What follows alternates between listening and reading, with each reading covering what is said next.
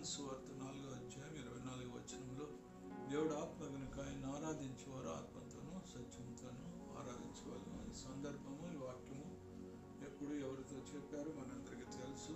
అని ఉదయకాల సమయమున అబ్రహాం యొక్క జీవితంలో మరి 7 ముఖ్యాంశాలు ఆయన ఆరాధించినట్లుగా మనం చూస్తున్నాము. కనుక మన వ్యక్తిగత జీవితంలో మనం దేవుని ఆరాధించాలంటే మొదటిగా దేవుని వ్యక్తిగతంగా ఎరిగి ఉండాలి.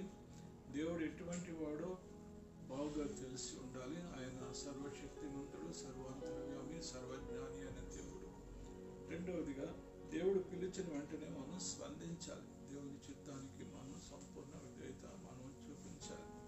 మూడవదిగా సరి అయిన సిద్ధపాటుతో మనము దేవుని సన్నిధికి రావాలి. నాలుగవదిగా సంపూర్ణ విధేయత మనం కలిగి ఉండాలి. ప్రత్యేకింపబడిన వారంగా మనం ఉండాలి. మరి అదే రీతిలో దేవుని యందు పూర్తిగా నమ్మకం ఉంచాలి. విశ్వాసంతో దేవుని సన్నిధిలో మనం ప్రార్థన చేయాలి. మరి మన విలువైన హృదయాన్ని ఆయనకి ఇచ్చాలి. We are so precious in the sight of God. ఎరిగినలేని మనసే దేవునికి ఇష్టమైన వారు. అట్టి రీతిలో దేవుని సన్నిధిలో ఆరాధించాలి. అప్పుడే మనం ఆత్మతోనూ సత్యంతోనూ దేవుని ఆరాధించిన వారు అవుతాం.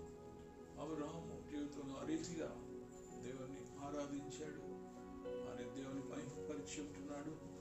ఆ రీతిగా మనం కూడా ఆరాధించడం ద్వారా లోకమునకు ఆశీర్వాదకరముగా మరి అబ్రహాము ఎలా ఉంటున్నాడో ఆ లోకంలోని ఆ సంతానములన్నీ కూడా అబ్రహాము ద్వారా ఆశీర్వదింపబడ్డాయి. అలాగే మనం కూడా మన జీవితంలో దేవుని ఆరాధించడం ద్వారా దేవునికి మహిమకరంగా జీవించుటకు మరి దేవుని వాక్యంలో సెలవిచ్చిన రీతిగా స్తుతి యాగం చేయవాడు అంటే దేవుని ఆరాధించేవారు దేవుని మహిమపరుస్తున్నారు. ఆ రీతిగా మనం జీవించలాగిన పరిశుద్ధాత్మ దేవుడు మనకు దినవంతుడుగా ఉంటే సహాయం చేయను గాక. పరిశుద్ధుడైన తండ్రి, ప్రేమ కలిగిన మా ప్రభువా, కృప కలిగిన దేవానికి వందనాలు.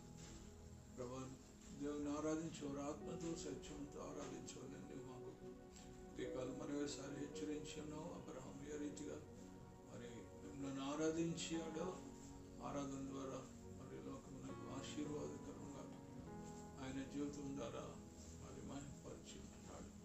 మేము కూడా ప్రభు ఆత్మతో సత్యంతో ఆరాధించు ఈ లోకంలో నీ కొరకు సాక్షులుగా నీ మహిమ కొరకు జీవించేటి కొరకు మాకు దయచేయండి. ధనవంతి కూడా మీరు మాతో ఉండండి. సన్నిధి మాకు తోడుగా ఉంచండి. యేసు పరిశుద్ధ నామములో ప్రార్థించి మనములు వేడుకుంటున్నాము తండ్రి, ఆమేన్.